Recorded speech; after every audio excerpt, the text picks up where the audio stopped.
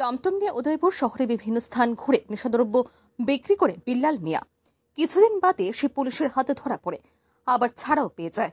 সোমবার ফের রাধাকিশোরপুর থানার পুলিশ বিল্লাল মিয়াকে উদয়পুরের রমেশ চৌমুহনী এলাকা থেকে গ্রেফতার করে তার টমটম তল্লাশি চালিয়ে পুলিশ 7.34 গ্রাম ব্রাউন সুগার উদ্ধার করে। বিল্লাল মিয়াকে গ্রেফতার করে পুলিশ রাধাকিশোরপুর থানায় নিয়ে আসে। তার বিরুদ্ধে একটি এনডিপিএস ধারায় মামলা হাতে নিয়ে ঘটনা তদন্ত শুরু করেছে পুলিশ। উদয়পুর মহকুমা পুলিশ আধিকারিক এই সংবাদ জানান। বিকালে বিল্লাল মিয়া থেকে একটি ই-রিক্সা দিয়ে কিছু নার্কোটিক্স কন্ট্রাব্যান্ড আইটেম নিয়ে আসছিল। তো আমরা রেগুলার ভেহিকেল চেকিংয়ে ছিলাম। তো ডিউরিং ভেহিকেল চেকিং আমাদের সন্দেহ হয়, তো ওনাকে আটক করা হয়।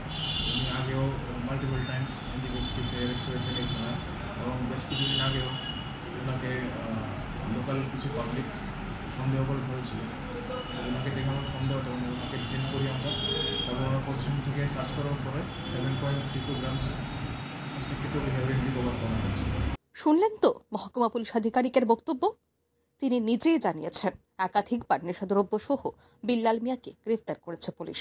আর পুলিশ আধিকারিকের এই হেন বক্তব্য নিয়ে জনমনে জল্পনা চলছে। বিভিন্ন মহলে প্রশ্ন, কিভাবে দ্রুত ছাড়া পেয়ে যায় অভিযুক্ত নেশা কারবারি বিল্লাল মিয়া। ব্যুরো রিপোর্ট আর নিউজ।